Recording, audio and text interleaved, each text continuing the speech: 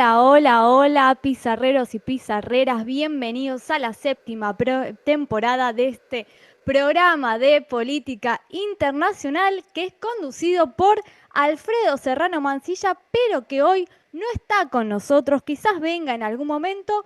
Yo tengo algunas hipótesis, algunas teorías de dónde puede estar Alfredo en este momento. Ustedes también pueden comunicarse con Radio La Pizarra y comentarnos qué les parece que está haciendo. Quizás esté salvando la democracia en Ecuador, esté uniendo líderes latinoamericanos en Bolivia, esté con su hermana en España. Todas esas son posibles. O quizás con el nuevo Papa, no lo sabemos. Dejen sus comentarios. ¿Dónde está Alfredo? Le mandamos fuertes abrazos y cariños. Y en el día de hoy me acompaña la banda de siempre. Quiero decirles que estuve buscando toda la mañana preguntas de Jesús Quintero. Esto sucedió en la vida real. No las encontré tan fácil, tuve que investigar en varias entrevistas. Son muy profundas las preguntas de Jesús Quintero y voy a ir con una muy sencilla. Hay dos que creo la respuesta saberla, pero una no estoy tan segura. Es sencilla, pero a la vez es un poco compleja, que es Crismar Lujano. Vos tenés, vos tenés, Qué miedo tengo yo. Si Alfredo es malo, no, no, no, no, Bahía. A no ver. en este caso. ¿Vos tenés carnet de conducir, Crismar? Sí tengo carne. Y además, permítame presumir, pero creo que soy buena conduciendo también. Muy bien, Flavia Fiorio, creo saber la respuesta, pero te pregunto de todos modos, ¿tenés carnet de conducir? Sí, por supuesto, yo voy con auto hasta la verdulería. Leandro Álvarez. Sí, también, un conductor tardío, igual lo saqué un poquito más grande, pero sí, estoy en la misma que Fla. Bueno, soy la única que no lo tiene. Para la gente que no lo tenemos es una pregunta relevante, porque Jesús Quintero entrevistaba a un poeta español y el poeta español decía no, y muchas escuelas de manejo me pidieron por favor que no lo haga y que no lo saque. Lo mismo que me pasó a mí, que tres escuelas de manejo me dijeron, por el bien de tu familia, de vos y de todos los demás, nunca lo logres, porque sería un real peligro. Flavia Fiorio, ¿por dónde nos pueden escribir? Lo pueden hacer por Twitter, que estamos como @lapizarraoc, Instagram o Facebook somos Radio La Pizarra, en este momento en vivo twitch.tv/Alfred Serramansi o nos dejan en diferidos comentarios por youtube.com/Radio La Pizarra, que por ahí también los leemos. Fernando Saninelli, nuestro equipo técnico, dice que lo sacó hace un mes, así que te felicito muy fuertemente porque sé que es muy, muy difícil para gente grande. Y hoy tenemos de todo, Fla, en este programón de Radio La Pizarra, contanos brevemente. Efectivamente, que no tenemos Bahía. Bueno, vamos a dar la vuelta al mundo como siempre. Por supuesto, vemos Papam también hablando de cosas que tenemos, así que vamos a estar hablando un poco del nuevo Papa, vuelta al mundo por siempre con epicentro en América Latina, pero también nos vamos a hablar un poquito del Opus Dei de la mano de Leandro que nos trae datos históricos, así que vamos a estar charlando del Opus Dei. También vamos a hablar de memoria histórica, qué es y cómo los distintos países la llevan adelante y cerramos con abuelos. Volvimos a hablar de abuelos, de abuelas, pero esta vez de políticos. Volvimos a hablar de abuelos y abuelas. Esto es Radio La Pizarra y así arrancamos porque parece que lo viejo funciona. Dale play. Arrancamos nuestra particular vuelta al mundo con epicentro en América Latina. Esto es Radio La Pizarra de Alfredo Serrano Mancilla. Por el momento, sin Alfredo Serrano Mancilla. Quién sabe, dentro de unos minutos vamos a arrancar con la noticia de la semana porque habemos Papa, Crismar, Lujano. ¿Es peruano? ¿Es latinoamericano? ¿Es anti-Trump? ¿Es todo esto? ¿Es cierto? Así es, Bahía. Habemos Papa y es peruano, nada más y nada menos. La verdad es que yo creo que todos, cuando escuchamos que había nacido en Estados Unidos y por tanto lo proclamaron como estadounidense, nos preocupamos un poco y nadie bancó en esos primeros 5 minutos hasta que rompió el protocolo papal y en lugar de, bueno, dejó de hablar italiano para mandar un saludo a su comunidad de Chiclayo en Perú en español. No lo hizo en inglés. Y bueno, por supuesto que hubo reacciones porque además es un papa inesperado, Bahía. Creo que Robert Francis Prevost, su El nombre de Robert, no le pila, podemos decir nosotros. El Robertito, pues no estaba en ninguna quiniela. Nadie aparecía en ninguna de las primeras listas o las listas iniciales papabiles, así que ha sido una sorpresa y grata para la mayoría de las personas que, bueno, consideran, ¿no?, que esta nueva designación va a marcar la continuidad de la línea pastoral y reformista del Papa Francisco, ¿no?, en la conducción de la Iglesia Católica. Hubo reacciones desde todos lados. Yo creo que todos que tenemos redes sociales lo vimos, los leímos. Uno de los primeros, por supuesto, fue Donald Trump, que no perdió tiempo para presumir que León XIV haya nacido en Chicago, ¿no? En Estados Unidos, Bahía. Sí, pero efectivamente, no sé si es cierto, pero el tuit último del Papa último hacía fuertes críticas no solo a Trump, sino a Nayib Bukele, ¿no?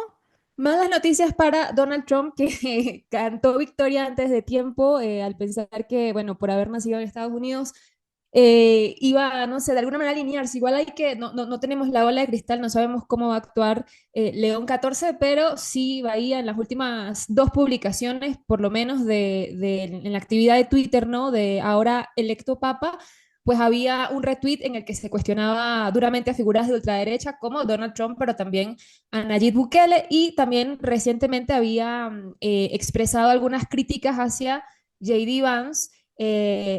Compartía un artículo en sus redes sociales donde se calificaba de errónea, ¿no?, la interpretación del vicepresidente estadounidense hacia la doctrina cristiana. Y Dina Boluarte fue otra que por supuesto salió prontamente a felicitarlo porque, bueno, peruano, ¿no? Con 40 años de servicio en este país suramericano, y lo hemos visto en Además, todas las fotografías, no puede ser más claro, latinoamericano. claro, además a Dina le viene bastante bien porque con el 3% de imagen positiva que tiene y una elección cerca, dijo yo me aferro a la fe, vamos con esta, ¿no? Con todas mis fuerzas, y aprovecho además que están distraídos y capaz me subo el sueldo. Por ahí lo dejo, que está también ahora mismo información de última hora. Entre otros, figuras políticas, bueno, Gustavo Petro, que por supuesto, fiel a su estilo poético, no dejó de decir o de mencionar bueno, esta cuestión de que sus ancestros inmediatos son latinos, porque habrán nacido en Estados Unidos, Bahía, pero de padres inmigrantes españoles y franceses, así que tiene más de latino que de estadounidense en cualquier caso. Cristina Fernández de Kirchner, por ejemplo, eh, resaltó, ¿no?, la elección del nombre pontificio León XIV en un guiño al Papa León XIII, ¿no?, reconocido por la encíclica. Bueno, lo hemos visto y lo hemos leído, ¿no?, el considerado el fundamento de la doctrina social de la Iglesia. Y uno que, por supuesto, no se quedó atrás sería el presidente actual de Argentina, que no dijo mucho, pero lo dijo todo, ¿no? La interpretación de esa fotografía en la que está la imagen de un león antropomorfo vestido como papa, pues La celebró, ¿no?, que autorreferencia permanente, ¿no? Como si hubiese el sido por él. narcisismo. Sí, el narcisismo, pero también un poco copia, ¿no? Digamos que le copió por ahí a Donald Trump, que ya había publicado algo similar en sus redes sociales. Y bueno, como ellos, muchos, Claudia Sheinbaum, Lula da Silva, también pues dieron sus guiños y sus felicitaciones al nuevo Papa. Así que bueno, desde América Latina, por supuesto, Cris, vamos una a... pregunta. ¿Existieron posteos más neutrales? Sí, hubo un par, por ejemplo, no sé si quieren adivinar, pero por ahí las personalidades que están como más en las antípodas de la línea A pastoral de ver, lo que Fla. venía el Papa. Novoa, me imagino ahí un felicitaciones por asumir. Suerte en lo que emprendas. Que te Suerte. vaya bien. Suerte con eso. Suerte con eso. Otro menos conocido, pero bueno, también José Raúl Molino, el presidente de Panamá, que por ahí también le dijo, bueno, gracias, gracias y nos vemos en otro momento. En cualquier caso, como decimos en América Latina, especialmente ahora que este Papa es fuertemente latinoamericano, bueno, vamos a observar con atención los primeros gestos de este nuevo pontificio, a ver si sigue o no el legado del Papa Francisco. Muy bien. Y vamos ahora con una elección, porque tenemos elecciones este domingo, domingo electoral en América Latina. La última elección de Uruguay, porque la próxima va a ser recién en 5 años. Tenemos departamentales y municipales. Se van a elegir alcaldes, intendentes y ediles en 19 departamentos del país. En total se eligen 19 intendentes, 589 ediles, 136 alcaldes y 544 concejales, y todos ellos ejercerán su cargo por los próximos 5 años. Recordemos que Uruguay tuvo elecciones presidenciales, balotaje en noviembre, es una elección muy junta, la elección nacional, y se espera que la participación no sea muy amplia, aunque estas elecciones son obligatorias.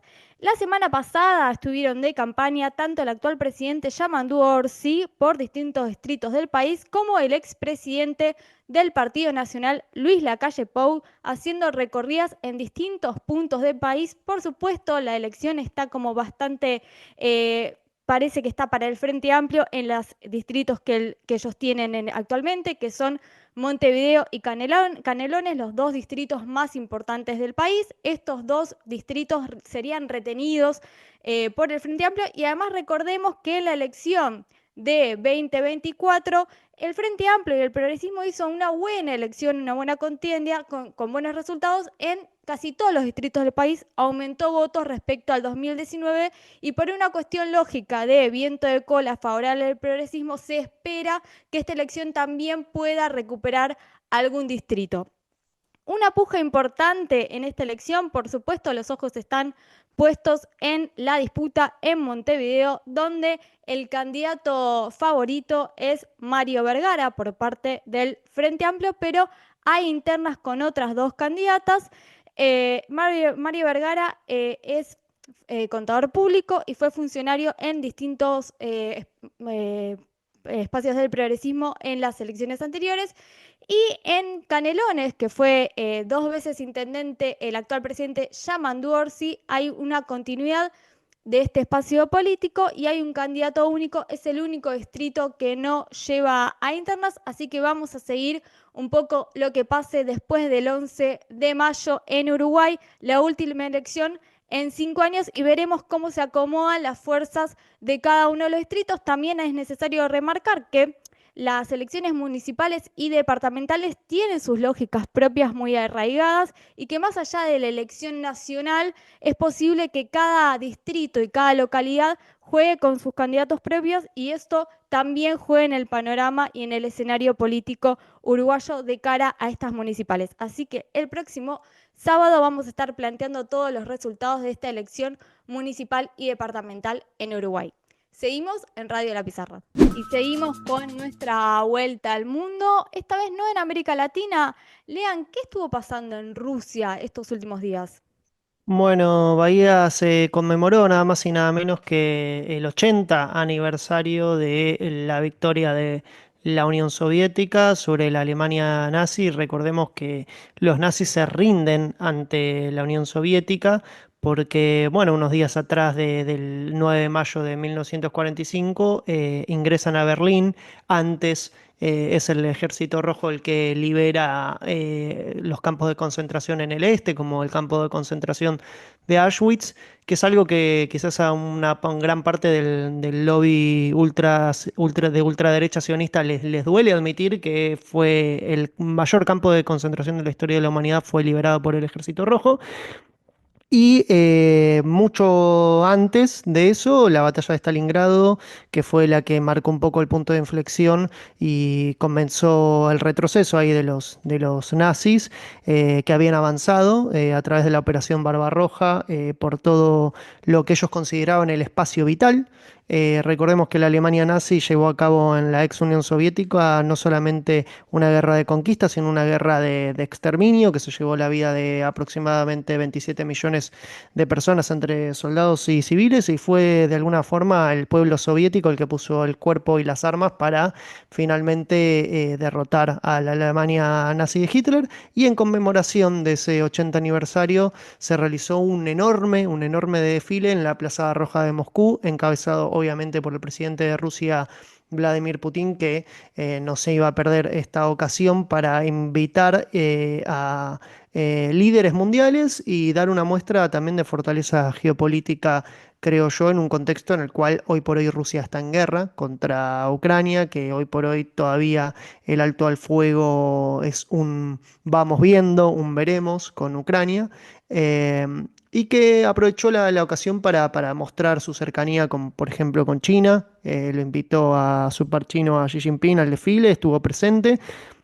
Pero no solamente Xi Jinping estuvo presente, también estuvieron presentes nada más y nada menos que el presidente de Brasil, Luis Ignacio da Silva Lula, estuvo también presente el presidente egipcio, Abdel Fattah el Sisi, el presidente de Serbia, el presidente de Venezuela, Nicolás Maduro, el presidente de la Autoridad Palestina, Mahmoud Abbas, y también de parte de la Unión Europea, esto es bastante curioso, estuvo presente el primer ministro de ¿Sorpresa? Eslovaquia. Es una ¿Esa fue la sorpresa? Sí, yo diría que la sorpresa está entre la presencia de Lula da Silva y la presencia de Robert Fico, el primer ministro de Eslovaquia, una figura muy pero muy polémica a nivel interno, pero que realmente significa la presencia de un país miembro de la Unión Europea en el 80 aniversario. eh, de este evento histórico, marca de alguna forma un gesto muy, muy importante, ¿no? De parte de este país, que bueno, Robert Fico igual es una figura bastante polémica, muchos lo ponen en el lado de la ultraderecha, otros dicen, bueno, es un nacionalista eslovaco, en fin, lo cierto es que Putin aprovechó la ocasión para mostrar este desfile tan grande y con la presencia de varios líderes mundiales, sobre todo de lo que sería el eje BRICS, ¿no? Exactamente. Bueno, con esta información de Rusia, no solo de América Latina, nos vamos a nuestras investigaciones especiales. Seguimos en Radio La Pizarra. Y con esta música boliviana saludamos, damos la bienvenida a nuestra compañera Gabriela Montaño. ¿Cómo andás, Gaby? ¿Todo bien? Antes de que saludes, no te voy a dar respiro y sí te voy a preguntar qué está sucediendo en Bolivia. Son las elecciones este año, el 17 de agosto. ¿Tenemos candidato o no tenemos candidato? Bueno, ¿cómo están, Bahía? También me disculpo un cacho con la audiencia porque llegué corriendo. Los trámites en los bancos siempre son más largos de lo que uno a veces espera. Besos a los compañeros del equipo, las compañeras.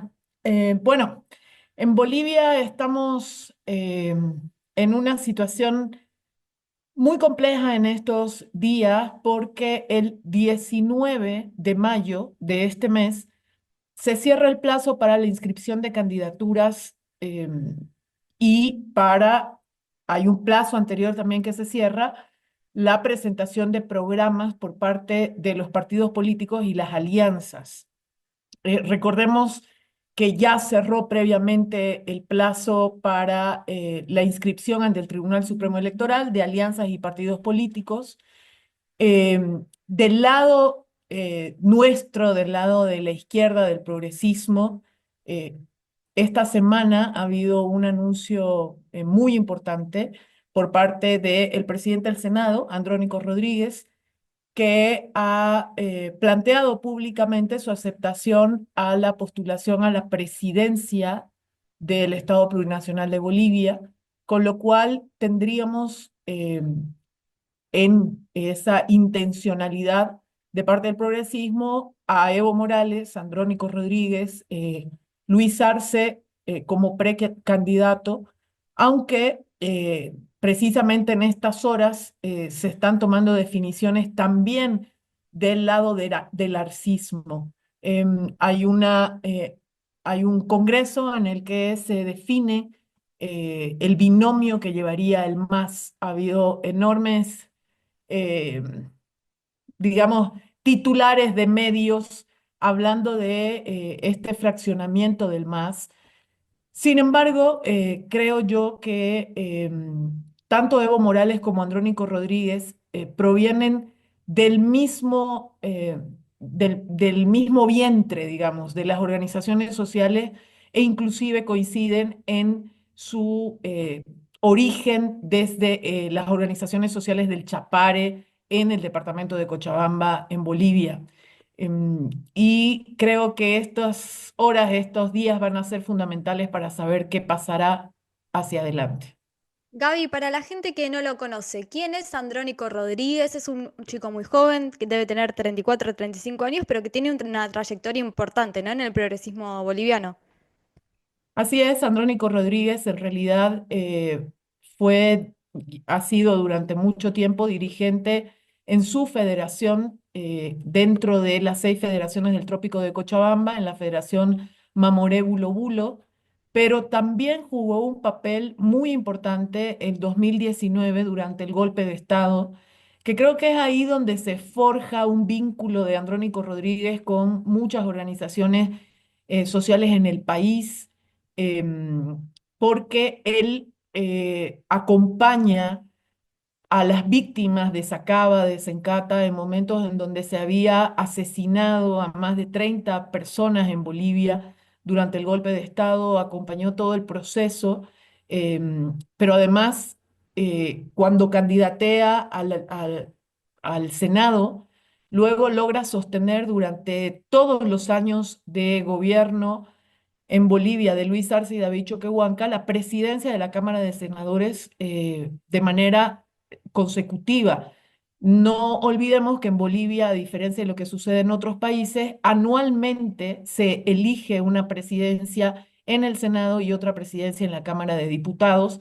Y obviamente estos momentos son generalmente momentos de tensionamiento político al interior de las bancadas, tanto en este caso la bancada que era del MAS como las bancadas de la derecha. Sin embargo, yo creo que hay que ser absolutamente consciente, Bahía, que el liderazgo histórico de Evo Morales naturalmente podría tener una continuidad de relacionamiento y de alianza con Andrónico Rodríguez, lo cual no implica que Evo Morales tenga que desistir de su candidatura a la presidencia. em, y es lo más lógico, lo más racional que Andrónico Rodríguez, si pretende alguna posición en estas elecciones, tenga que estar cerca de Evo Morales. Sería antinatura que dos sujetos políticos que tienen el mismo origen vayan a distanciarse en estas últimas semanas, además, porque no hemos escuchado en todo este tiempo de tensiones políticas gigantescas en Bolivia nunca a Andrónico Rodríguez referirse de manera despectiva, peyorativa o crítica con Evo Morales. Y al revés tampoco, en la última aparición del expresidente Evo Morales en su programa dominical, eh, convocó a Andrónico Rodríguez a la reflexión, pero no se refirió a él de manera negativa tampoco. En estas últimas horas hay esfuerzos enormes de parte de muchos sectores de la izquierda, del progresismo, para poder aproximar estas posiciones y ojalá por el bien del pueblo boliviano sea así. Necesitamos madurez y perspectiva histórica para este momento. Justamente eso te iba a preguntar, en función del cronograma electoral, ¿no? ¿Cuáles son los tiempos para tejer determinadas alianzas y que esta alianza estratégica del progresismo se pueda llevar adelante? En las últimas horas también ha habido una novedad. Recuerden ustedes que Evo Morales había anunciado una alianza con el Frente para la Victoria, que es un partido que tenía en ese momento una personería jurídica habilitada ante el Tribunal Supremo Electoral. Luego se presentaron algunas dificultades con la dirigencia de ese partido, pero finalmente en los últimos días el Tribunal Supremo Electoral ha decidido retirarle la personería jurídica tanto al Frente para la Victoria como a PAN-BOL. Una movida de último momento desde el Tribunal Supremo Electoral para eliminar dos siglas de pequeños partidos que muchos en la derecha temían que puedan ser las herramientas por las cuales Evo Morales pueda llegar a una candidatura a la presidencia. Sin embargo, Bahía, para Andrónico Rodríguez se han abierto las puertas de partidos como Morena, Tercer Sistema, y estos partidos sí mantienen habilitada su personería jurídica. Vuelvo a insistir, el bloque popular en Bolivia requiere madurez y perspectiva política para sostener ese bloque popular unido. Yo creo que en estas horas también las decisiones que tenga que tomar la dirigencia del MAS, que se quedó con la sigla del MAS, y el gobierno de Luis Arce, va a ser también muy complicada porque la mayoría de las encuestas le dan porcentajes de preferencia electoral a Luis Arce por debajo del 3%, lo cual le daría pocas opciones para sostener una candidatura. En una línea, Gaby, porque nos estamos quedando sin tiempo, ¿cómo viene la conformación de la derecha boliviana de cara a las próximas elecciones? Ultra fragmentada, esa es la palabra que puedo utilizar. Los intentos que hubo de generar bloques unitarios han quedado ya muy atrás. Hay candidaturas que se mantienen como la de Samuel Doria Medina, como la de Tuto Quiroga, como la de Manfred Reyes Villa, y a esto se suma la candidatura del señor Jaime Dum. Son los nombres que hasta ahora han aparecido en medios, pero se confirmará todo el 19 de mayo. Bueno, faltan 3 meses, puede ser poco, puede ser un montón para la próxima elección que definirá el futuro de Bolivia y seguimos en Radio La Pizarra. Seguimos en Radio La Pizarra. Alfredo todavía no llegó, no sabemos dónde está. Se pueden comunicar con nosotros diciendo en qué país de América Latina quizás está visitando al nuevo Papa. No lo sabemos. Lo que sí sabemos es que tenemos una investigación, tenemos varias. Estamos definiendo sobre la marcha, porque esto es a vivo, con qué vamos, pero vamos a ir con un tema que a mí me interesa un montón, hablando de el nuevo papa, este nuevo papa latinoamericano, peruano, que ya lo decretamos de esa forma, porque vamos a hablar de un tema polémico, lean, el Opus Dei. ¡Qué temazo! Qué temazo, ¿eh? La verdad, ¿Qué qué tema? temazo. Yo no, me da Porque miedo de entrar acá. venimos hablando cosas lindas, ¿no? De la Iglesia Católica quizás, y esta es una cara bastante oscura y que quizás se la puede poner en las antípodas de lo que es el pensamiento teológico, pero también el accionar político de lo que fue el Papa Francisco y esperemos también el Papa actual León XIV. Es el lado oscuro de la iglesia. Yo antes de que nada, yo sé que tenés 10 puntos y voy a desordenarlos un poco porque es una pregunta un poco simple, un poco ingenua, pero que a mí no me queda demasiado clara. Digamos, yo no sé mucho de religiosidad, pero me parece importante remarcar, a ver, ¿dónde está metido el Opus Dei dentro de la iglesia? ¿Es autónomo? ¿Es dependiente? ¿Es una secta que no tiene nada que ver? ¿En qué lado del esquema, del organigrama de la iglesia se encuentra el Opus Dei? Porque no queda tan claro. Bueno, en primer lugar hay que decir que es una jurisdicción dentro de la Iglesia Católica que tiene alcance mundial, que fue fundada en 1928 por un sacerdote español. Y acá viene un dato que hay que tener en cuenta, que este sacerdote, Escrivá de Balaguer, fue canonizado por el anterior Papa Juan Pablo II.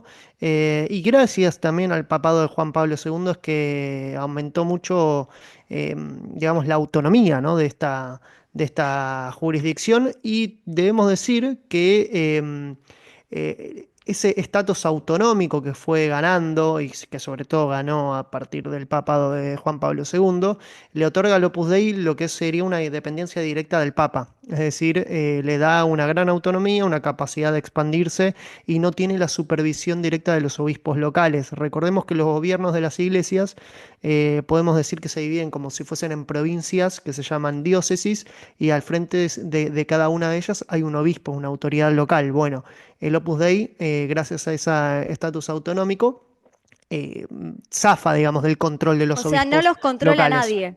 ¿O quién los Exactamente, controla? Y eso los hace tener bastante opacidad, ¿no? Lo cierto es que fue un motivo de gran preocupación para el Papa Francisco porque es una jurisdicción que estaría, digamos, directa, que depende directamente del Papa. Y no sé si recordás, Bahía, aquella frase que dijo Videla, que fue tapa del 2003 de nuestro peor momento llegó con los Kirchner. Bueno, para el Opus Sí, Dei su peor momento llegó con la llegada del Papa Francisco porque realmente me gustan los disminuyó. finales felices, aunque esto nunca se termina. No, no, obviamente, y más si hablamos de la historia de la Iglesia Católica, que es casi la historia de las pujas de Occidente, ¿no? De las pujas políticas en Occidente. Lo que sí debemos decir es que desde la llegada del Papa Francisco, que llevó a cabo una reforma muy importante en 2022, que degradó al Opus Dei en la jerarquía eclesiástica, y aún hay un poco pendientes la aprobación de algunos estatutos que degradan aún más su autonomía y su poder dentro de la iglesia, que vamos a ver cómo actúa León XIV si sigue esta política de eh, restarle poder y restarle sobre todo también autonomía a esta jurisdicción, que va a ser muy difícil realmente que un día desaparezca, porque es una jurisdicción con mucho poder y con mucho vínculo, sobre todo con las élites del poder económico, sobre todo si hablamos de Latinoamérica, vaya. Sí, ahora vamos con eso, pero antes te quería preguntar, ¿de dónde viene el secretismo del Opus Dei? Porque nadie se presenta, ¿no? En una charla, en un encuentro con amigos, y dice, hola, soy Leandro Álvarez, soy del Opus Dei, como que nadie lo plantea de esa forma. ¿Qué es lo que pasa o qué es lo que se oculta?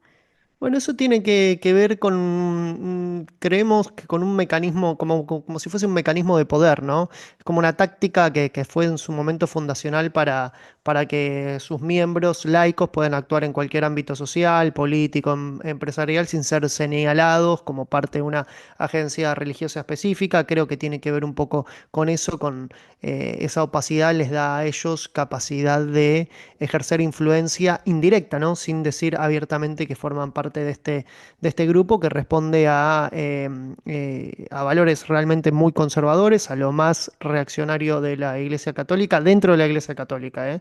Porque también hay algunas otras órdenes que quedaron fuera de la Iglesia Católica que son aún más reaccionarias que el Opus Dei, pero dentro de lo que sería la Iglesia Católica podemos decir que es a lo más a la derecha que se puede estar. Y un poco esa política del secretismo choca un poco con este llamado a la sinodalidad permanente que había promovido el papado de Francisco. Sí, y a ver, ¿podemos mencionar algunos empresarios políticos célebres en América Latina con vínculos con el Opus Dei? Gabriela Montaña tiene un dato. No, Ahora, solamente Gaby. quería agregarle eh, a lo que ya decía Leandro, que en los últimos días, escuchando algunas entrevistas con el Papa Francisco, en una le preguntan directamente sobre su accionar en relación al Opus Dei, y él, en vez de decir que lo degradó, dice que igualó poderes, ¿no? Él siempre se refirió en varias entrevistas que luego he revisado a igualar en vez de degradar. Pero una de las cosas que me parece más importante que sí sucedió en la práctica con las decisiones que se tomó durante el papado de Francisco es que tengan que transparentar el manejo financiero. Y ahí iba mi aporte en relación a la pregunta que tú hacías, Bahía, de romper un poco con la opacidad a la que te referías, y Francisco les obliga a transparentar precisamente una de las cosas que más estaba opaca, que es el tema financiero. Sí, y Eh, el vínculo con los grandes empresarios también, ¿no? Totalmente en línea con esto que señala muy acertadamente Javi, y en contraste también con la visión que tiene el Papa Francisco de la iglesia, de esta iglesia más cercana a una misión pastoral. Decía Francisco, pastores con olor a abeja. Bueno, el Opus Dei está en las antípodas, porque el Opus Dei no busca incorporar dentro de su jurisdicción a miembros de clase media, media baja, incluso clases populares. No, va a la casa de los miembros de las más altas esferas de poder político y económico. Es una especie de semillero de líderes Digamos mundiales nombres, con... pongamos nombres y apellidos, por favor. Bueno, en primer lugar, sí hay que mencionar instituciones, como por ejemplo la Universidad de Navarra, está en España, en Navarra, y que tiene un campus en Latinoamérica, que ofrece becas también a estudiantes de Latinoamérica y en Argentina particularmente. Por ejemplo, la Universidad Austral Argentina, de la cual es licenciada en Ciencias de la Familia, por ejemplo, la ministra de Capital Humano, Sandra Petovelo. Así que ahí tenemos a alguien Todas la sorpresas, influencia ¿no? con la influencia de los valores del Opus Dei, si bien no sabemos si forma parte efectiva del Opus Dei, cosa que no creo, pero sí es cierto que fue educada con los valores de una universidad del Opus Dei. Y en nombres de empresarios, nunca está del todo claro por este tema de la opacidad, obviamente, pero eh, hay grandes teorías en torno a que, por ejemplo, la Universidad Astral es una creación de la familia Pérez Companc, de Agustín Pérez Companc, que era conocido como el Cardenal. Eh, lo cierto también en Argentina podemos mencionar a Joaquín de la Torre, que formó parte del gobierno de Javier Milei hace poco y que gobernó. Él niega ser miembro del Opus Dei, pero sí cierto es que gobernó dentro de su gobierno en el municipio de San Miguel. Cuando fue intendente de San Miguel, había miembros del Opus Dei que ejercían una gran influencia. Y en México también se mencionan algunas figuras políticas con vínculos con el Opus Dei, como Manuel Gómez Morín. Y lo cierto es que tanto en México como en Argentina, en Perú, en Colombia, sí tienen mucho ascendente dentro de las élites locales el Opus Dei. Y bueno, básicamente también me gustaría recomendar, y Lean, me te la sirvió mucho. jugaste toda. Te vamos a poner un par de guardaespaldas por las Sí, dudas en estos sí, días. sí, sí. Por las dudas, por suerte acá donde estoy grabando no se ve mucho dónde estoy, así que está todo No estás bien. en el país, lo aclaramos No, por si alguien te quiere ir a buscar, no estás no estoy acá, para nada en Cava, en no, Argentina. olvídense. No, no, no. No, que me gustaría recomendar el libro de Paula Vistanino, perdón, Te serviré, que sirvió mucho me sirvió mucho de insumo para saber un poco cómo actúa el Opus Dei, que es una investigación periodística que puso muy nervioso al Opus Dei. De hecho, despertó una respuesta oficial del Opus Dei respondiéndole a ciertos puntos que trata el libro y que habla de una red de trata de personas. Nada, muy interesante. Léanlo, el libro Te serviré de Paula Vistanino, muy interesante. Yo sí puedo Bueno, agregar ahí para la lista de recomendaciones, porque la vi también hace no tanto tiempo, podría ser nuestro series y política, pero busquen El Minuto Heroico, yo también dejé el Opus Dei, que es una serie documental de personas que fueron parte del Opus y salieron del Opus, y la verdad es muy interesante, además está en primera persona y bueno, es bastante fuerte todo lo que dice. bueno, me interesa un montón. La voy a ver. Lean algún mínimo dato más para cerrar. Por ejemplo, bueno, estas denuncias de explotación laboral y trata de personas, que, bueno, Paula Vistanino es una muy buena investigación, pero hay alrededor del mundo.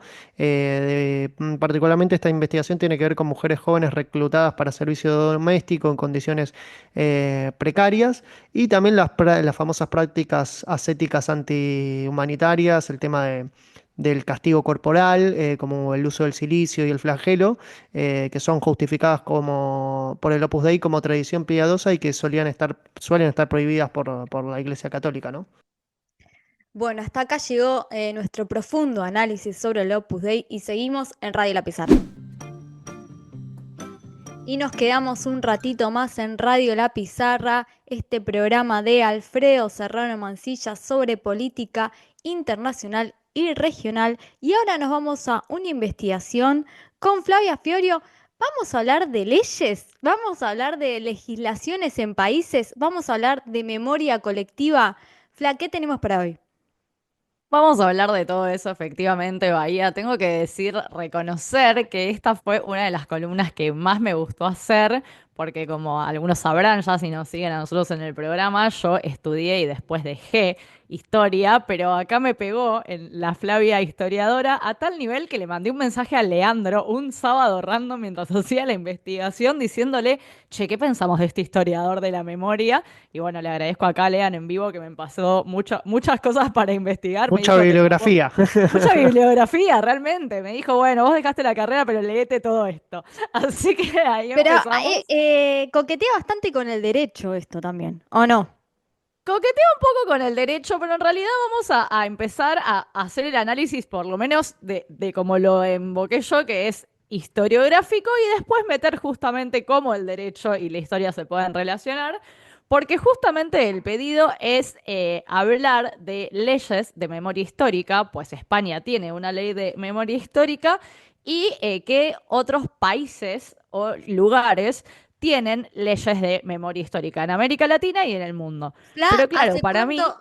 Perdón, pero te voy a interrumpir porque tengo muchas muy preguntas. bien. ¿Hace cuánto tiene España la ley de memoria histórica? La ley de memoria histórica en España data de 2007, fue de Zapatero, pero se modificó en 2022. Así que ahí hubo un cambiecito que ahora vamos a estar charlando, pero data de 2007, la primera ley, y ahora la de memoria histórica es de 2022.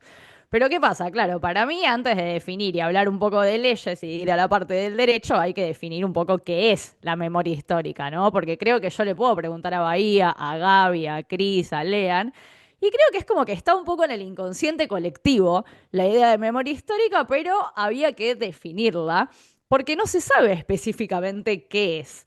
De hecho, me puse a buscar datos, nombres, etcétera, y según la Comisión Interamericana de Derechos Humanos, se entiende por memoria a las formas en que las personas y los pueblos construyen sentido y relacionan al pasado con el presente. Pero obviamente es una Es una categoría buena analítica. definición. Es una buena definición, pero es una categoría analítica, Bahía, que tiene un larguísimo proceso de construcción y podemos hablar de un montón de memorias, de memoria oficial, de memoria colectiva. La memoria oficial e incluso muchas veces cambia, porque lo que en un momento se reconoce, la famosa frase, la memoria, la historia la escriben los que ganan, lo que en un momento se reconocen como la historia fue así, luego cambia. Entonces hay muchos conceptos de definiciones y la memoria histórica es un concepto historiográfico relativamente reciente. O sea, no es que todo el tiempo se estuvo hablando de memoria histórica.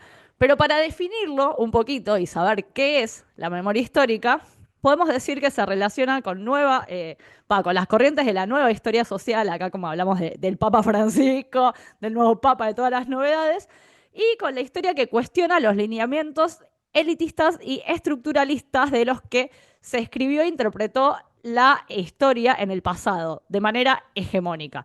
Como estamos diciendo, la memoria muta, así que la memoria histórica justamente lo que tiende a pensar es cuáles fueron los procesos que estuvieron invisibilizados y cómo traerlos hoy en día. Y es muy interesante porque en el contexto latinoamericano, la memoria histórica, la verdad que juega un papel muy clave en la búsqueda de memoria, verdad y justicia. O sea, todas las cosas que se han invisibilizado en los 70, en otras épocas y tal, justamente la memoria histórica es lo que viene a traer para adelante. Ahora Claro. sí, Bahía, te morís de ganas, ¿querés que vayamos con las leyes? Déjame agregar una cosita que vos decías ahí que me parece muy interesante, que es que la memoria histórica es también un objeto muy interesante para rescatar muchas veces a través de la oralidad la historia no solamente de las grandes personalidades del gran panteón histórico, sino de los sujetos subalternos o los sujetos políticos que no escribieron quizás y que su historia es contada a través y transmitida a través de la oralidad. Digo, también la memoria histórica muchas veces es un instrumento para sacar del olvido a muchos sujetos que hicieron y contribuyeron a los eventos históricos. Efectivamente, acá tenemos, bueno, me encanta que el historiador me esté dando la razón, así que efectivamente acá tenemos otra definición de justamente para lo que sirve la memoria histórica. Así que ahí, con la definición del historiador del equipo, querés vaya que pasemos a las leyes y Ah, que en realidad y a pasemos a hablar países. Claro, porque no son solo leyes, sino que es la manera en que los países defienden o llevan a cabo justamente la memoria histórica. Lean adelante también con todo lo que recuerdes acá en este momento. Pero bueno, vamos a empezar por España, que es el país que tiene una ley específica. Hoy día se llama memoria democrática, en su momento fue la ley de memoria histórica. Como decíamos con Bahía, la ley de memoria histórica fue una ley, iniciativa de José Luis Rodríguez Zapatero en el año 2007, que era una disposición legal destinada específicamente a reparar a las víctimas de la guerra civil y de la posterior dictadura franquista en España. Estuvo propuesta en su momento por el gobernante del Partido Socialista. Recordemos que su abuelo, hablando de abuelos, ahí quizás para la última parte, su abuelo fue fusilado por el franquismo, entonces también esto lo tocaba de cerca. Y fue una ley que en su momento fue remil debatida en 2007, porque obviamente, por un lado, el Partido Popular, digamos la derecha, decía, no, no, esto reabre viejas heridas, si habremos escuchado eso en Argentina. Y la Esquerra Republicana decía, me parece que le falta algunas cosas porque dice ilegítimo pero no ilegal a los crímenes del franquismo, entonces había ahí como un debate. En 2022, Bahía fue reemplazada la ley de memoria histórica por la llamada ley de memoria democrática, que según la propia web de la Moncloa, esto es oficial, lo que busca es fomentar el conocimiento de las etapas democráticas de la historia de España y mantener la memoria de las víctimas de la Guerra de España y de la dictadura franquista vivas, con un montón de iniciativas, como por ejemplo creación de un censo de víctimas, retirada de símbolos de la dictadura, que también es muy importante, ¿no? Lo que vemos, lo que todavía está vigente. Y bueno, un montón de cosas como declaración, esto te contaba de el registro y censo de las víctimas, el día y recuerdo homenaje a las víctimas del golpe militar, la guerra de la dictadura, etcétera, etcétera, etcétera. Eso por hablar un poquito de Bien. España. ¿Hay otros países en Europa de leyes similares o legislaciones similares?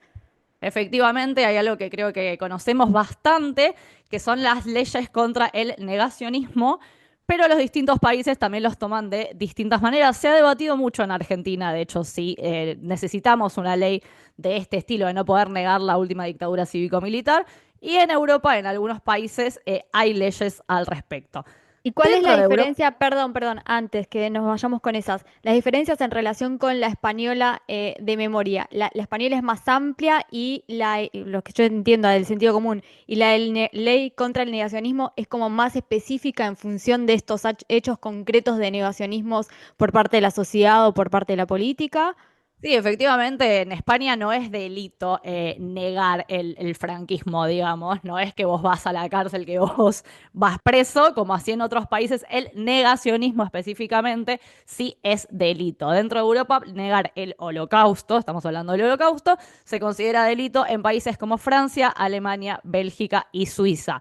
Delito a nivel podés tener penas hasta años de prisión. Dependiendo lo que vos digas o hagas, puede ser una multa o una pena privativa de la libertad de hasta 5 años de prisión. Esto estamos hablando, por ejemplo, en Alemania, que la negación del genocidio es sancionable.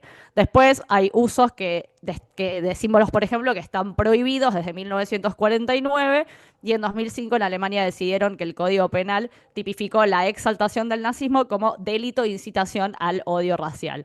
Obviamente hay similitudes, como decimos, en España tampoco podés tener ciertos símbolos del franquismo, tampoco podés tener ciertos símbolos del nazismo en Alemania, pero bueno, no es delito de determinadas cosas en España como sí podrían llegar a ser delito en Alemania. Bien, y en O América sea, Latina, o Fla. sea, hay países, Fla, en los que Elon Musk no puede saludar como saluda alguna vez, ¿no?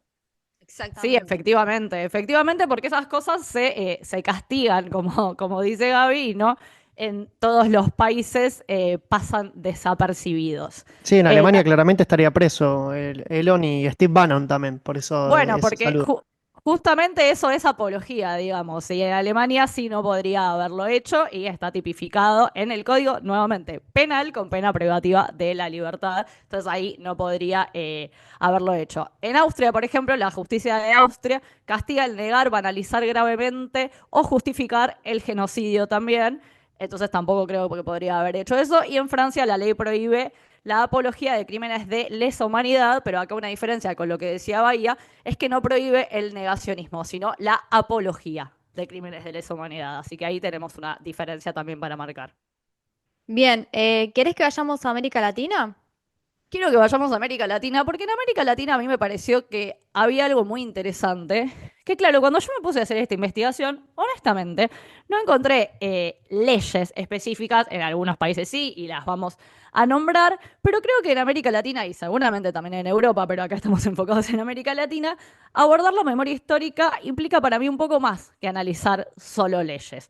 Hay países que han avanzado más que otros en legislaciones o en juicios, por supuesto, los juicios contra delitos de lesa humanidad son juicios que hablan de memoria histórica, que respetan la memoria histórica. Las políticas de derechos humanos de determinados gobiernos también van en este sentido, pero la memoria histórica en América Latina no está reflejada, por ejemplo, con leyes como la española, sino que sucede algo en varios países que es la creación de comisiones, instituciones o declaración de sitios y lugares de la memoria para que todo esto no se olvide y se sepa qué sucedió. Haciendo un paneíto rápido por los países, en Argentina se declaró con la ley 26.691 sitios de memoria a los lugares donde funcionaron los centros clandestinos de detención, tortura y exterminio. Creo que todos los argentinos aquí presentes lo saben, pero esos lugares están marcados, sabemos dónde fue, sabemos qué pasó. Esto fue parte de, lo aplicó la Secretaría de Derechos Humanos a través de la Dirección Nacional de Sitios y Espacios de Memoria. Y también, por supuesto, otra forma de construir memoria, hacer memoria histórica en Argentina, fue armar el famoso informe de Nunca Más, crear el equipo de antropología forense que no solo ha contribuido a buscar desaparecidos en Argentina, sino en muchísimos lugares de América Latina, y construir, por ejemplo, el Parque de la Memoria. En Colombia, para pasar de país, en 2011 se creó, mediante la ley 1448, el Centro Nacional de Memoria Histórica, perdón, ya me confundí memorias, de memoria histórica, con un objetivo claro que es el de reunir, preservar la memoria histórica sobre el conflicto armado interno que afectó al país, a Colombia por supuesto, durante varias décadas. ¿Cómo lo hicieron? Recopilando con investigaciones exhaustivas, testimonios de víctimas y realizando esfuerzos para difundir y promover qué es lo que pasó con el conflicto armado en Colombia. Bien, Fla, ¿querés cerrar con Bolivia y con algún país más rápidamente? Efectivamente, estaba pensando exactamente en Bolivia para cerrar, porque ahí Gaby también creo que puede ayudarnos, pero Bolivia también tuvo una ley que fue la Comisión de la Verdad, 23 de diciembre de 2016, bajo el gobierno del entonces presidente Evo Morales, que se creó la Comisión de la Verdad en Bolivia en 2017.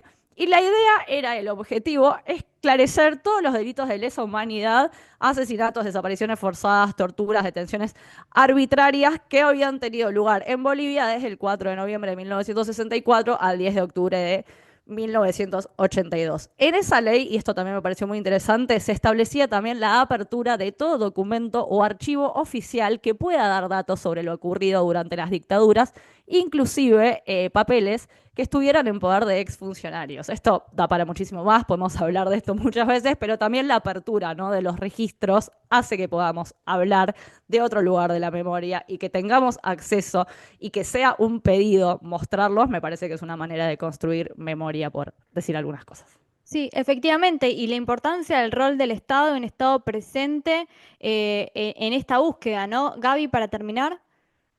Bueno, la desclasificación de documentos me parece un elemento también importante para poder eh, avanzar en este tipo de trabajos hechos por comisiones que buscan la memoria histórica, pero la verdad también sobre hechos que han llevado, le han quitado la vida a muchísima gente, ¿no? Entonces, y hay un artículo en esa ley que habla específicamente de memoria histórica y amplía no solamente a los hechos puntuales de asesinatos, desapariciones, etcétera, sino a esa memoria colectiva del pueblo boliviano. La comisión inicialmente duraba 2 años, presentó un informe final, pero seguramente queda por delante, y esa es siempre la cuestionante. Después de que se hacen esos trabajos de investigación, de entrevistas con víctimas, etcétera, etcétera, toda esa información se debe archivar, pero tiene que tener una consecuencia práctica en la vida para que no se repita. Y eso, la no repetición, creo que es uno de los otros elementos importantísimos de la memoria histórica. Sí, coincido plenamente. La no repetición y el impacto en el presente, ¿no? En Argentina todavía tenemos nietos, nietas de aproximadamente 45, 55 años que aún no saben quiénes han sido sus padres y esto sigue pasando, así que es importantísimo que existan y que sigan existiendo estos espacios de memoria, por la verdad y la justicia. Seguimos en Radio La Pizarra. Seguimos en Radio La Pizarra y vamos de investigación en investigación, porque vamos a hablar de un canal muy importante para la economía mundial, para la disputa geopolítica. Vamos a hablar del canal de Panamá con Crismar Lujano. Cris, ¿vos estuviste en el canal de Panamá? ¿Fuiste? Nunca, nunca, no todavía, al menos. He estado en Panamá, pero no me dio tiempo de visitar el canal de Panamá. Y bueno, vamos a hacerlo modo trivia en Bahía. Esto es un Los examen de 5 datos más secundaria. importantes. Los 5 datos más importantes, pero porque yo me he enterado de cosas interesantes haciendo esta investigación, todo chequeado, ¿no? Quisiera saber, bueno, quisiera preguntarles más bien, si ustedes saben cuánto, vaya, no puedes hacer trampa porque estás leyendo el documento, pero el resto del equipo, ¿cuánto mide de largo el canal de Panamá? No sé si Leandro, Gaby o Flavia tienen... Centímetros. Nada. Yo lo conozco, pero no tengo la cifra de... Bueno, 80 kilómetros de largo. Yo no sé, soy muy mala con, con las longitudes, pero me parece que es bastante. Son 2 maratones básicamente. Claro que para la magnitud, ¿no? El tamaño de los barcos o de los cruceros que transitan por ahí, pues no es tanto. Y este es el otro dato interesante. Transita a través del Canal de Panamá el 3% de todo el comercio marítimo global, que no es mucho, pero fíjense que conecta a 180 rutas de 170 países a través de 1.900 puertos en todo el mundo. Así que es el único sí, canal, ¿no? Que conecta estos dos grandes océanos, con lo cual la magnitud y la importancia pues es impresionante geopolítica. Entre ¿Y los usuarios, y los países que más representa, cuáles son? De bueno, la carga que pasa por cada uno. es fácil de adivinar porque además están en disputa en este momento, ¿no? Que son Estados Unidos y China. Estados Unidos con el 74% de la carga total que transita a través del Canal de Panamá, seguida de China con apenas un 21%, pero bueno, imagínense que el resto queda por ahí dividido en el resto de los otros 168 países, ¿no? Así que es muchísimo. El Canal de Panamá representa una cifra corta, ¿no? Del 6 al 8% del PIB de la economía panameña, pero en realidad si se considera como todo el tema de la logística, que incluye los puertos, los ferrocarriles, la zona libre de Colón, bueno, podría llegar hasta el 30% del PIB panameño, con lo cual es muchísimo. Yo no sé si uno escucha mucho siempre del Canal de Panamá, es mundialmente conocido, pero hay algunos datos, por ejemplo, históricos que no conocemos, ¿no? No sé si saben, por ejemplo, cuándo se creó y cuándo Panamá recuperó el control de este. No, ¿cuándo? Bueno, en agosto de 1914 se inauguró formalmente, se invirtieron 10 años en total y alrededor de 382 millones de dólares de ese entonces, que ahorita mismo será muchísimo, para construirlo. Panamá recibe el control total de este solamente el 31 de diciembre de 1999, hace apenas 25 años, ¿no? Hace muy, muy poquito, más joven que todos los que estamos acá.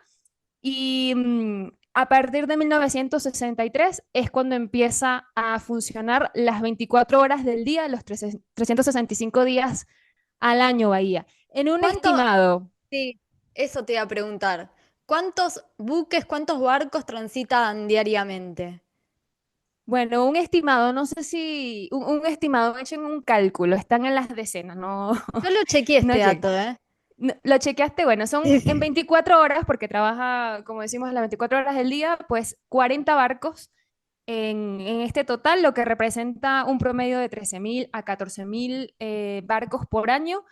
Y como decimos, bueno, el 70% de este tiene destino las costas de Estados Unidos. Habrá que ver qué pasa con la guerra comercial y si ese porcentaje se va a mantener de aquí al tiempo Bahía.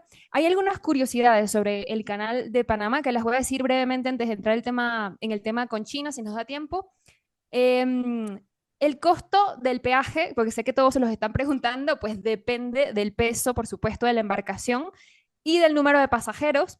La tarifa más alta que se ha pagado fue de un crucero de Disney por $300.000, solamente por cruzar, ¿no? Mm. Así que imagínense qué tan grande sería. Pero este es el dato más interesante de todos porque hay alguien, un hombre, que lo atravesó nadando una vez, en No, 1928. 80 kilómetros del canal los cruzó nadando, le tomó más de una semana y pagó apenas 36 centavos de dólar, que eran equivalentes a sus 63 una kilos. ganga. Gaby,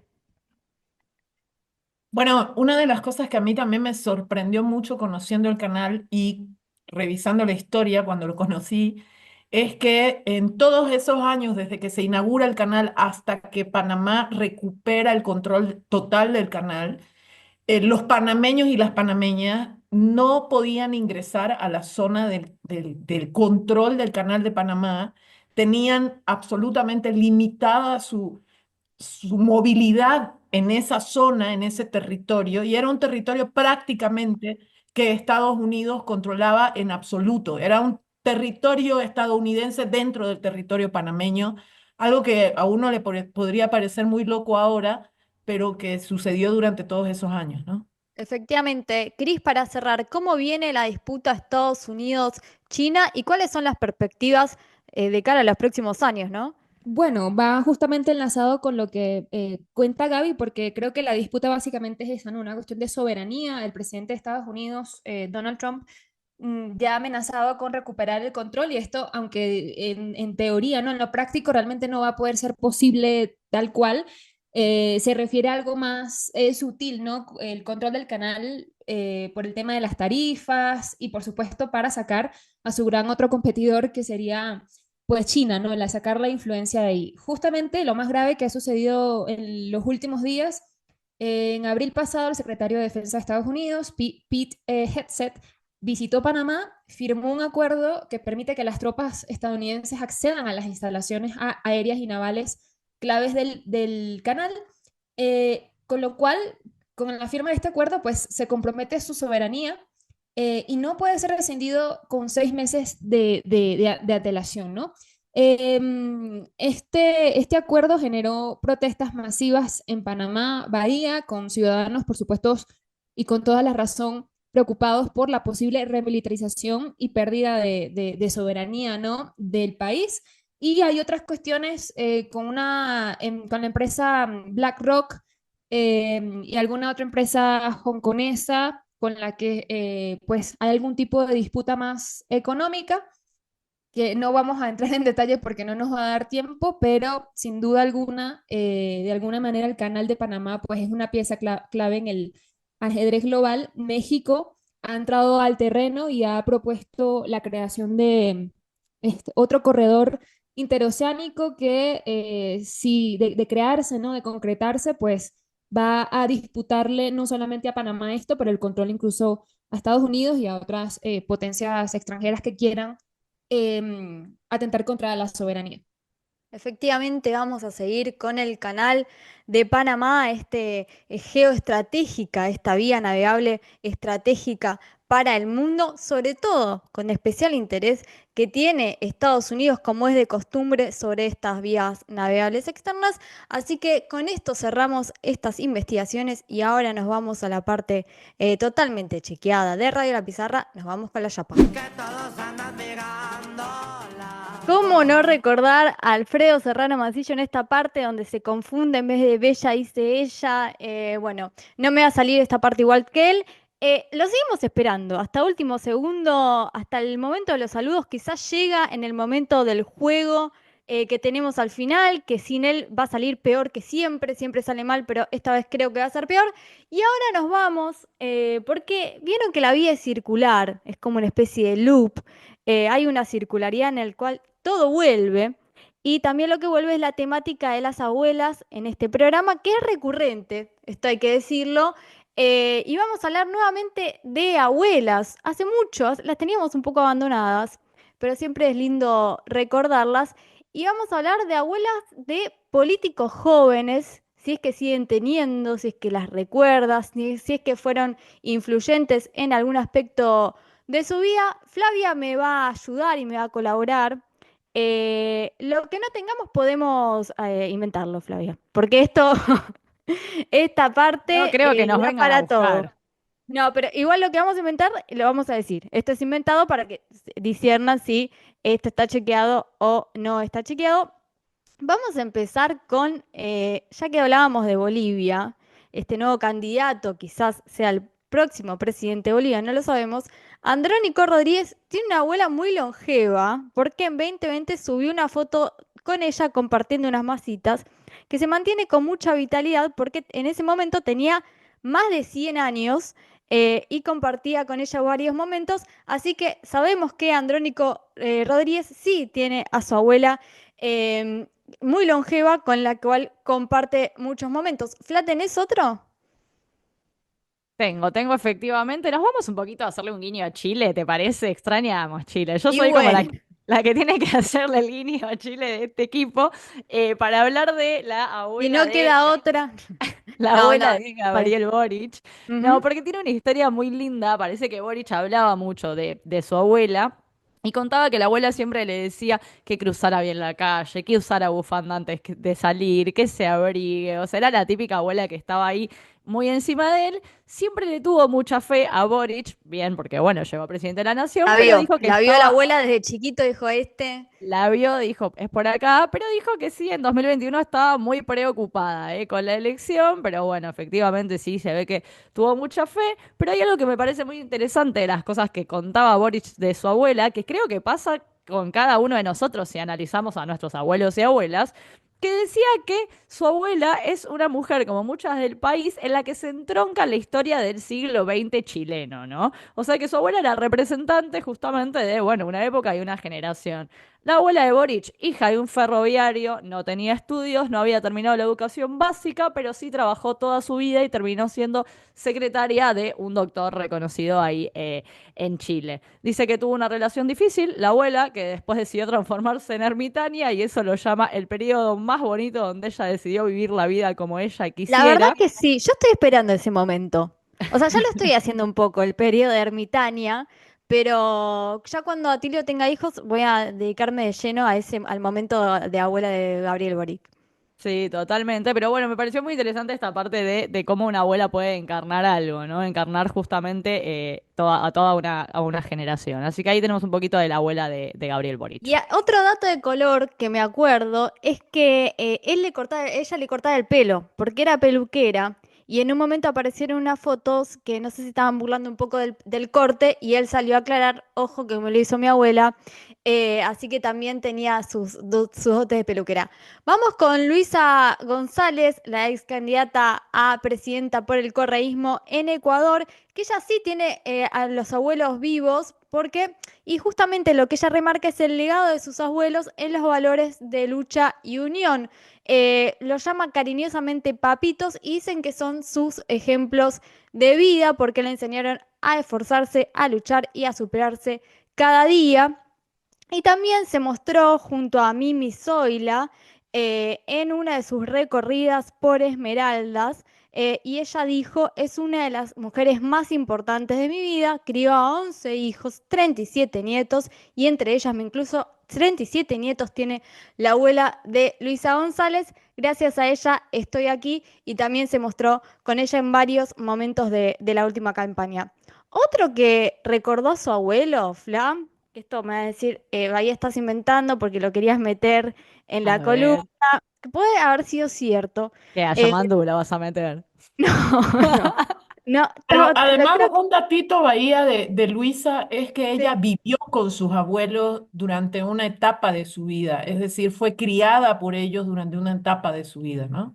Claro, imagínate qué importante debe ser. Hay mucha gente que sí, que tiene ese lazo. Generalmente quizás los padres trabajan un montón y también llevan mucho tiempo con los abuelos, así que también es importante el dato que agrega Gaby.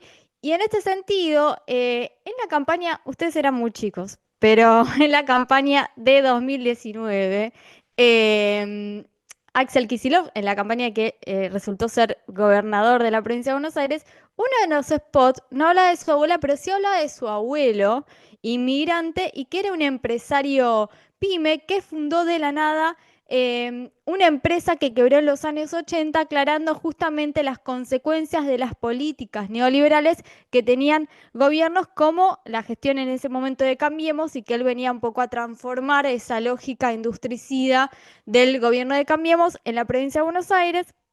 Por eso dice, eso lo recuerdo cada vez que recorro las pequeñas y medianas empresas y quiero ser gobernador para devolver la tranquilidad a la gente en función justamente de la experiencia de su abuelo como empresario pyme de la provincia. Fla, ¿tenemos alguna Yo otra? tengo ahí una interna, Bahía, que Sí, acotar.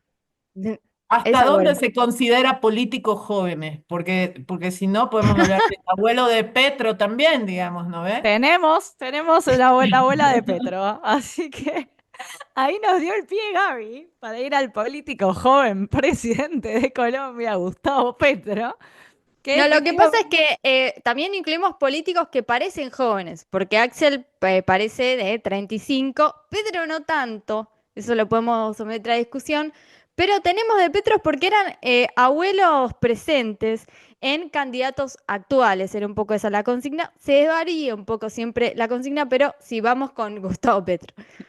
tenemos efectivamente de Petro, que a mí me parece muy lindo porque también, primero me hizo acordar muy a Cien años de soledad, por cuestiones obvias de país, pero después por esto que uno piensa, los nombres, ¿no? Los nombres de los abuelos, la abuela de los países, me gustó un poquito.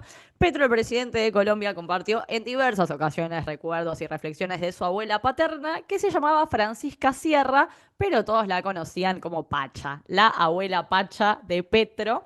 Y él ha contado varias veces, incluso se ha mostrado en la casa, en el lugar donde estaba la casa de sus abuelos, pero ha contado varias veces cómo era la relación de sus abuelos en su época. Y dijo, por ejemplo, que su abuela nació en Punta de Yáñez, su abuelo llegó en canoa desde San Pelayo y que su abuela todo el tiempo le contaba que la forma de comunicarse en aquel entonces en la región era en canoa y no en caballo, porque la zona se llamaba Ciénaga de Oro por su origen en una ciénaga. Hizo un tuit hace algunos años en donde se mostró en la esquina de su casa paterna y de la casa de su abuela en Ciénaga de Oro y decía que estaba hablando con vecinos que de niños jugaban con él en esa calle polvorienta y calurosa, ¿no? Lo cual también es como muy lindo el recuerdo. Y también dejó en algunos tweets algunas frases de sus abuelos que todos siempre tenemos y decía que su abuela decía que la grosería en un ser humano muestra el tamaño de su cerebro. Está buena esa frase, hay que decirlo. Vamos con políticos jóvenes ahora sí, que es ser el nieto de Noboa, ¿no? De los Noboa, porque la verdad eso sí es haber nacido con suerte, porque Álvaro, Daniel Noboa, hay tantos Noboas que uno se pierde un poco en esta jerga familiar. Recordó a su abuelo cuando tenía 7 años y recuerda que iba a verlo con su papá, como hoy hace él con su propio hijo, con Álvaro, porque tenía quizás algunas enfermedades y él iba a visitarlo con él. Recordemos que el abuelo de Daniel Noboa justamente fue un personaje muy importante para la política y para la economía de Ecuador porque justamente fue un empresario de los más importantes y tenía un gran olfato empresarial y ese gusto de crecer económicamente lo lleva a conocerse con algunos empresarios y con algunos gerentes muy importantes que lo llevan en la década del 50 a trabajar en grandes marcas de la industria comercial en Ecuador y después de 10 años se hace magnate. Entonces, la historia del abuelo de Novoa es en crecimiento, uno de los empresarios más importantes del país, y justamente Daniel hereda un poco toda ese fangote de millones y millones que también lo ayudan, es un ayudín, un trampolín un poco sencillo para llegar a la presidencia el día de hoy, ¿no? Entonces, qué importante también en este caso tener abuelos poderosos, ¿no? También es muy importante. Tenemos eh, abuelos de Bukele, por ejemplo, se me ocurre que también es joven. Tenemos, si vos querías meterte con la juventud directamente, ¿Sabes dijiste qué era la voy. consigna? Y yo, Alfredo, si no nos reta. Ah, bueno, está bien, está bien. Bueno, sí, de abuelos de Bukele tenemos porque también hay algo reciente que es que la abuela de Bukele falleció en 2022, entonces él ha compartido en ese momento, ya había compartido cosas, pero la abuela de Bukele falleció en 2022. El abuelo de Nayib Bukele, presidente de El Salvador, de religión cristiana ortodoxa, y su abuela católica emigraron a El Salvador desde Jerusalén, desde Israel y desde Belén, Palestina, respectivamente. O sea, por un lado creo que el sueño húmedo de Javier Milei y por otro lado su pesadilla, ¿no? Digamos. Pero bueno, lo ha recordado Nayib Bukele en Navidad por sus orígenes de Belén, él ha recordado esto y ha utilizado incluso ese dato en otro spot. ¿Qué familia para meterte en el conflicto, bueno, en realidad en el genocidio contra Palestina, ¿no? O sea, me imagino igual obviamente por qué lado van, pero bueno, con determinados orígenes, qué familia para meterte en el genocidio contra el pueblo palestino. Fla, ¿querés hacer un triple salto mortal e irte a México, que es uno de tus países favoritos? Nos vamos a uno de los países predilectos con una presidenta que ya es abuela, no sabemos si eso dice algo de su juventud o no, porque no puede ser abuelo de edades tempranas, abuelo de otras edades, pero Claudia Sheinbaum ya es ella misma abuela, pero para hablar un poquito de sus orígenes tenemos que decir que sus abuelos son migrantes y también son migrantes efectivamente de la Segunda Guerra Mundial. Hay un dato que me gusta mucho que sus abuelos maternos son José Pardo y Magdalena, llegaron de Bulgaria por la Segunda Guerra Mundial, se fueron de Bulgaria hacia México, pero el dato que me gusta mucho es que la abuela era científica, porque evidentemente algo ahí estuvo viendo Claudia y dijo la manzana muy lejos del árbol no cae, así que sabemos que Claudia también es científica y política, la abuela de Claudia Sheinbaum era científica. Por el lado de los abuelos paternos de Claudia, también estamos hablando de migrantes, llegaron de Lituania. Y bueno, su padre nació en México, pero sus abuelos son lituanos. Bien, me voy a quedar con este dato y voy a hacer una pregunta al equipo de abuelos y abuelas. Nuevamente estamos hablando de abuelos y abuelas porque siempre queremos recordarlos y recordarlas. Y es si hay algo en su profesión, como en el caso de Claudia Sheinbaum, que era científica y ella se dedicó a algo similar, que les hayan influenciado sus abuelos y abuelas. Gaby, primero.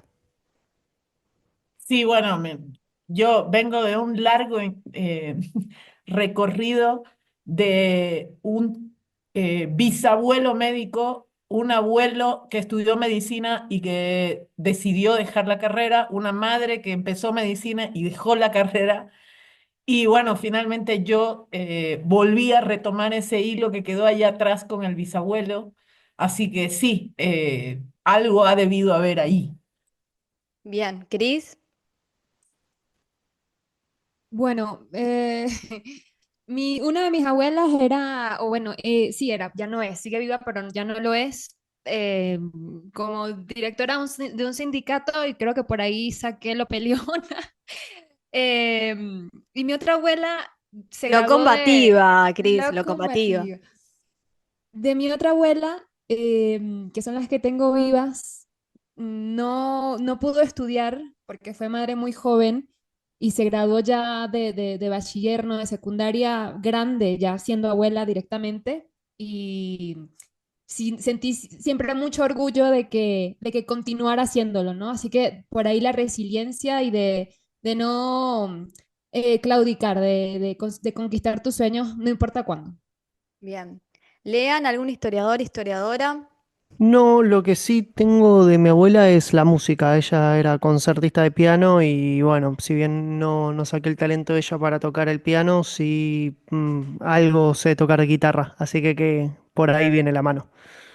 Muy bien. ¿Y Fla? No, no hay ningún periodista en mi familia, pero sí tengo una historia, una anécdota muy linda que también para mí habla de cómo hay que resignificar y reentender las cosas, que mi abuelo por parte de mi mamá, mi abuelo materno, era maestro mayor de obras, pero un oficio que ha aprendido, digamos, de hecho él no ha terminado el colegio primario y ha venido acá a Buenos Aires, lo ha aprendido como oficio y terminó siendo maestro mayor de obras. Y mi hermana es arquitecta y hemos tenido muchas conversaciones cuando mi hermana se recibió, obviamente, después de esta posibilidad de tener, de estudiar, de terminar la carrera, bla, hemos tenido muchas conversaciones en las que mi hermana me dijo, Fla, vos no sabés cuánto sabe el abuelo, así que incluso sin haber podido terminar el colegio primario, habiendo tenido que venirse a Buenos Aires así con una mano adelante y otra atrás, terminó siendo maestro mayor de obras, que incluso muchos calificaban, digamos, como algo puesto menor, y mi hermana arquitecta, que podrían calificarlo como una persona que culminó sus estudios, decía, no sabes la verdad todo lo que aprendí de él y cómo puedo hablar con él de planos, de cosas y de muchísimas cosas más. Bueno, hermosas historias. Yo voy a recordar a mi abuela Chichi porque ella vivía en Banfield, en la provincia de Buenos Aires, en el sur, y escuchaba históricamente todas las mañanas, yo iba y me quedaba mucho, Radio 10, escuchaba mucho la radio. ¿Se acuerdan con la música que tenía el informativo de Radio 10? La tengo todavía pegada. Que la restauramos ahora, está Sí, ya no restaurada. está. Para mí Sí. habría que volver a No, esa no, pero está, música. está, ¿eh? Ah, Se volvió volvió, la. perfecto. Me Sí, se estás dando volvió. una noticia genial. Yo creo que ella estaría contenta que Radio La Pizarra salga en Argentina por Radio 10, así que también me hizo acordar un poco a esa historia. Abuelos, abuelas, siempre resignificamos de alguna forma esta sección. Vamos a seguir teniendo excusas para hablar de ellas, así que no nos vamos a cansar y ya nos queda ya la última partecita de este Radio La Pizarra. Y se da por supuesto. Yo dejaría la música de cierre y con esto nos vamos en fade y cerramos así este hermoso programa. Le mandamos un fuerte abrazo, un saludo gigante a nuestro amigo y compañero Alfredo Serrano Mancilla. No sabemos dónde está, yo no sé dónde está. Quizás en algún país de América Latina, quizás en algún país de otro lugar del mundo. Ya nos contará él mismo. Sé que puede llegar a tener cosas muy interesantes y lindas para contarnos. Pero antes de cerrar, Lea, le tenemos que agradecer a un montón de gente. Sí, así es, Bahía. Le agradecemos en primer lugar a Fernando Saninelli, que estuvo en la edición de sonido, a Paco Mason y a Cele Guida en la edición de video para la pizarra, Sebastián Merani en la operación técnica de Radio 10, Carlos Minango de Radio Pichincha, la operación de YouTube Renata Córdoba, producción Cristina Chiesa, edición de sonido, perdón, Charlie Cacabielo, servicio informativo Martín Burgue, musicalización Javier Fábregas, coordinación Cristian Carballo, dirección general Sebastián Pedroni y ya llega Pablo Ladaga en la continuidad. Voy a decirles que sigan escuchando radio siempre y ahora voy con esta parte que ya directamente no me da pánico, terror. Ya tenemos la certeza de que no va a salir. Voy a darle no la voy a empezar yo la palabra. Voy a empezar por Flavia. La palabra para empezar es helado. Cris, Verano. Leam, Fruta. Gabriela Montaño. Agua. Voy a terminar con la palabra em, frescura, que es un poco las cosas que suceden cuando Alfredo no está, que nos ponemos un poco Salió nerviosos. perfecto, Bahía. Salió bien, ¿no? O sea, Eh, no solamente que nos sobra el tiempo cuando no está Alfredo, sino que sale esto bien. O sea, ya es el colmo, digamos. Sale esto bien, llevas mucha razón, Gabriela Montaño, y con este juego que salió perfectamente, que lo vamos a grabar y se lo vamos a pasar a Alfredo Serrano Mancilla, les decimos que estamos hasta en la sopa y que somos Radio La Pizarra y que hemos venido para quedarnos.